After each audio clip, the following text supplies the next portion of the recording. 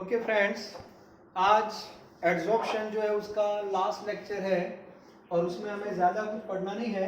जो भी most important theory थी that is already completed, Freundlich, adsorption, isotherm, one of them. आज जो टॉपिक है that is adsorption from liquid solution.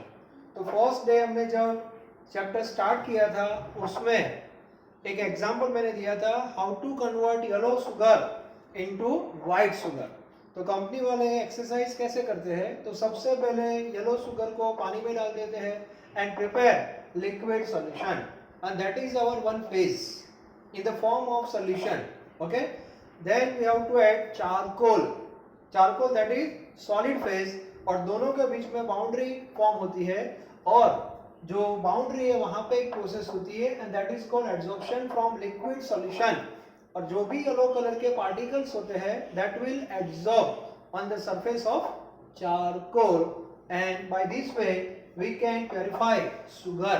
So this is a example of absorption from liquid solution, number one. Next point, another example. Suppose we have one solution of acetic acid CA3COOH plus H2O, and that is solution, and this is liquid phase. Okay, एक example है. So you have to dissolve acetic acid in water. So first of all you have one liquid solution and that is our liquid phase. Then you have to add charcoal. Charcoal means carbon. That is in which form? That is in solid form. So this is, the whole system is heterogeneous system after adding charcoal. So this is solid phase and this whole is liquid phase. This is a homogeneous mixture, keep it in mind, and the whole system is hetero. So in that case homogeneous mixture again become a part of heterogeneous mixture.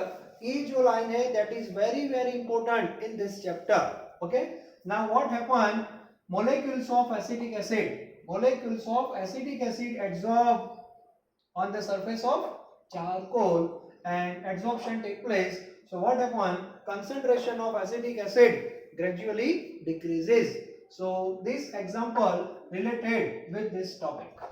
Okay, now next, that is the factors. So again 5 factors.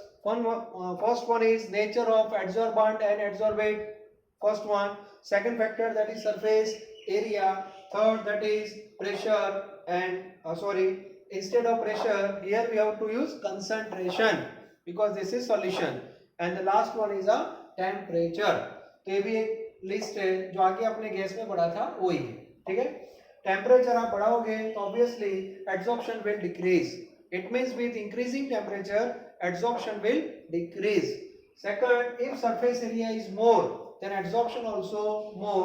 मतलब charcoal जो है उसके दो option आपके पास है, either you can take block form or you can take powder form. So in powder form we have more surface area, so effectiveness will increase. तो ये भी क्लियर होना चाहिए. And instead of pressure, here we have to use concentration. Solution का concentration जितना ज्यादा होगा उतना एड्सॉर्प्शन ज्यादा होगा. तो ये सब फैक्टर्स जो है जो गैस में हमने डिस्कस किए थे वही फैक्टर है. Okay, now equation like Freundlich. So equation like this, x upon m is equal to k. Instead of pressure here we have to use concentration. So formula like this, x upon m is equal to kc raised to 1 upon n, where n greater than 1. So this is the formula related with adsorption from liquid solution. Another formula in the form of log x upon m, that is log k plus 1 upon n log c, and you can compare this formula with y is equal to mx plus c, and you can draw graph log x upon m versus log c. So again we have straight line and this line never passes through origin. So keep it in mind, all points are same, just you have to take concentration instead of pressure. इतना clear होना चाहिए, ठीक है. तो ये जो theory है उसमें ज्यादा कुछ है नहीं, लेकिन आपको पता होना चाहिए. Clear. And the last topic that is application. तो आगे भी मैंने बताया था एक पार्ट हमारा कंप्लीट होगा तो एड्सॉर्प्शन क्या है वो आपका क्लियर हो जाएगा, ठीक है. अब एड्सॉर्प्शन डेली लाइफ में हम कहाँ पे यूज होता है उसके कुछ एग्जाम्पल आपके सामने दिए हैं, तो ये सब टाइटल मैंने लिखे हैं। First thing is for high vacuum. Vacuum क्या है वो सबको पता है। Vacuum means what? Below 1 atm। For example ये हमारा जो क्लासरूम है, अभी अभी क्लासरूम में कितना प्रेशर है? 1 atm। अभी क्लासरूम में 1 atm प्रेशर है, ठीक है, ओके। अब हम पहले क्या करते हैं, वैक्यूम पंप सेट करते हैं। मान लो कि बाहर मैंने वैक्यूम पंप सेट किया है, और वैक्यूम पंप का फंक्शन क्या है, क्लास में जो भी एयर है उसको मैक्सिमम वो बाहर ले लेता है, okay. Air means O2 air N2 all this thing. तो जितनी हो सके उतनी एयर बाहर चली जाएगी due to vacuum pump, okay. लेकिन वैक्यूम पंप है उसकी भी कोई लिमिटेशन होगी। और मान लो कि ये प्रेशर जो था वो बिलो 1 तो हो गया, फॉर एग्जांपल 0.4 atm, इसको वैक्यूम ही बोलते हैं। ज्यादातर स्टूडेंट के दिमाग में ऐसा सेटअप है, वैक्यूम मतलब क्या, 0 atm, ऐसा नहीं है। Below 1 atm that is vacuum. फिर वो 0.9 atm हो, 0.8 हो, 0.6 हो, 0.5 हो, व्हाटएवर, दैट इज वैक्यूम। तो वैक्यूम पंप जो है उसने 0.4 atm तक आपको ला दिया, मतलब वैक्यूम हो गया। But you are not satisfied because you want high vacuum. अब क्या करेंगे, अब इसमें जो भी थोड़े बहुत से मोलेक्यूल्स रह गए हैं गैस के, उसको बाहर निकालना है। वैक्यूम पंप की कैपेसिटी क्या हो गई, कंप्लीट हो गई। So now you can use adsorption concept. तो ये पूरा जो 0.4 atm है that is a gaseous phase, okay. अब इसके अंदर आपको चारकोल सेट कर दो, charcoal that is solid. So what happen, molecules of gas adsorb on the surface of charcoal. So adsorption will take place and pressure again reduce from 0.4 atm to 0.1 and that is high vacuum. Requirement के हिसाब से work होता है। High vacuum की requirement है तो vacuum pump के बाद आपको एक और प्रोसेस सेट करनी होगी that is adsorption. Next is gas mask. Mask जो है वो तो अभी बहुत ही फेमस हो गया है ड्यू टू कोरोना, ठीक है। अब जो कोल जो होता है उसका जो माइनिंग होता है वहां पे जो एम्प्लॉय वर्क करते हैं उनके लिए है, क्योंकि वहां पे कुछ पॉइजनियस गैस रिलीज होता है और वो गैस यदि डायरेक्ट बॉडी में जाएंगे तो पर्सन की डेथ भी हो सकती है, ओके। तो वहां पे कंपनी वाले उनको क्या देते हैं, gas mask, and that is made up of standard charcoal, clear. तो जो पॉइजनियस गैस है वो सरफेस पे क्या हो जाएंगे, एब्जॉर्ब हो जाएंगे, मतलब बॉडी में वो नहीं होंगे। तो ये भी एक एप्लीकेशन है। Next is control of humidity. Humidity means because of presence of water vapour.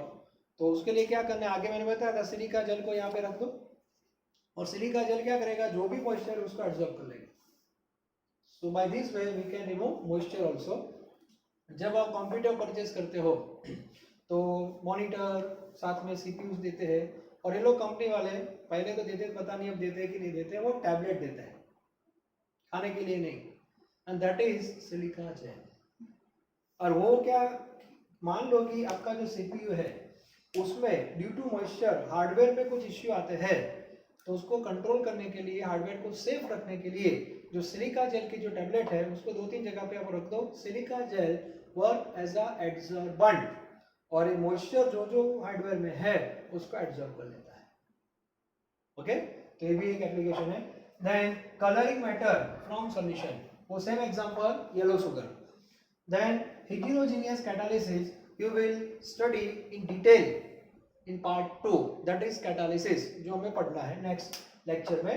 उसमें पता चलेगा कि एडसॉर्प्शन यहाँ भी एप्लीकेबल है।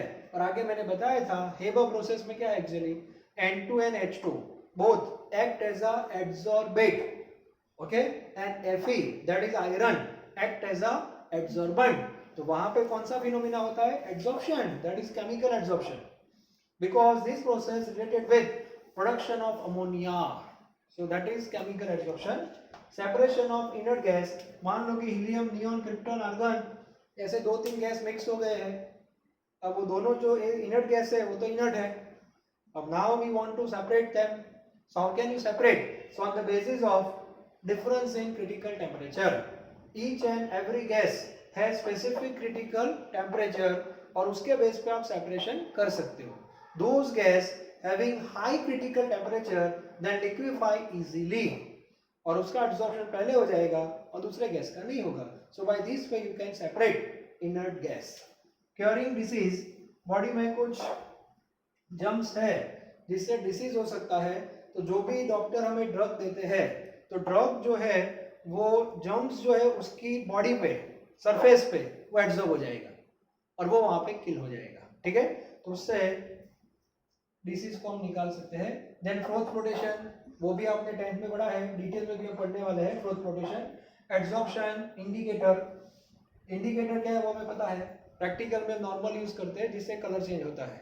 तो केमिस्ट्री में मान लो कि कोई एनालिसिस आप कर रहे हो और वहां पे आपको पीपीटी मिले, पीपीटी मींस प्रेसिपिटेट, और वो पीपीटी को आइडेंटिफाई करना है तो उसमें वो लोग पहले जो सॉल्यूशन बनाते हैं, सॉल्यूशन ऑफ इंडिकेटर, और वो इंडिकेटर जो है दैट इज कलर, वो पीपीटी जो है उसके सरफेस पे एब्जॉर्ब हो जाता है and immediately color will change. So by this way we can analyze PPT with the help of adsorption. And the last one is chromatographic analysis. तो ये जो मेथड है वो भी एक सेपरेशन के बेस पे है। सॉल्यूशन में 2-3 कलर मिक्स हो गए हैं तो उसको भी आप सेपरेट कर सकते हो on the basis of adsorption, chromatographic separation, ऐसा आपने 11th में भी पढ़ा है, ठीक है। तो all are application in which adsorption play an important role, ठीक है। तो आज का जो लेक्चर था वो बहुत कुछ ज़्यादा नहीं था, लेकिन ये सब आपको पता होना चाहिए। टेक्स्ट बुक जो है उसकी लाइन टू लाइन आपको अगेन मैं रिपीट कर रहा हूँ, आपको पढ़नी है। कोई भी टॉपिक यदि मुझसे मिस हो गया तो आपको उसको कवर कर देना है, ठीक है। लेकिन मेरा ट्राई है कि मैक्सिमम टॉपिक मैं आपको बताऊँ।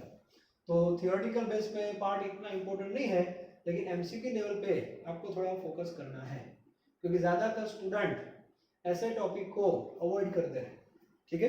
लेकिन एमसीक्यू लेवल पे जब आप वर्क करते हो तो टेक्स्ट बुक की लाइन टू लाइन आपको पढ़नी चाहिए, ठीक है। तो पार्ट 1 जो है that is completed, that is adsorption, adsorption, adsorbate, adsorbent, desorption, absorption. तो सारे कॉन्सेप्ट क्लियर होना चाहिए। Mechanism, delta H, delta S, delta G, then difference between physical and chemical adsorption, okay. Then factors affecting adsorption, particular gas on solid phase. Then the most important theory, that is Froelich adsorption isotherm. And the last topic, that is adsorption from liquid solution. In that case, keep it in mind, instead of P, here we have to use C, that is concentration. And the last one is, that is application. ठीक है, thank you very very much. अब Saturday आपको lecture नहीं मिलेगा, Sunday भी आपको नहीं मिलता, क्योंकि हम पार्ट 2 स्टार्ट करेंगे मंडे से। जब भी मैं संडे तक आ जाता हूँ तो संडे मेरे लेक्चर नहीं होते हैं। उसका बेनिफिट आपको क्या लेना है मैंने आगे भी रिपीट किया है। यदि आपको ऐसा लगे कि मैं 2-3 लेक्चर पीछे हो तो आपको एडजस्ट हो जाना है, ठीक है। नंबर 1, जो लोग साथ में वर्क कर रहे हैं उनके लिए मेरा मैसेज वही है कि ये 2 दिनों में आपको क्या करना चाहिए, एमसीक्यू की मैक्सिमम प्रैक्टिस करनी चाहिए related with solution and adsorption, ठीक है। तो 2 दिनों में मैं एमसीक्यू आपको दे रहा हूँ, that is based on adsorption. तो आप ट्राई करना। और मंडे से हम पार्ट 2 स्टार्ट करने वाले हैं, दैट इज कैटालिसिस। पूरे केमिस्ट्री में सबसे इजी जो टॉपिक है दैट इज कैटालिसिस, वो हम पढ़ेंगे। उसके ज़्यादा नहीं, 2-3 लेक्चर्स हो गए, ठीक है। और उसके बाद हम पार्ट 3 में जाने वाले हैं, and that is heart of this chapter, and that is colloid. Clear? Thank you very very much.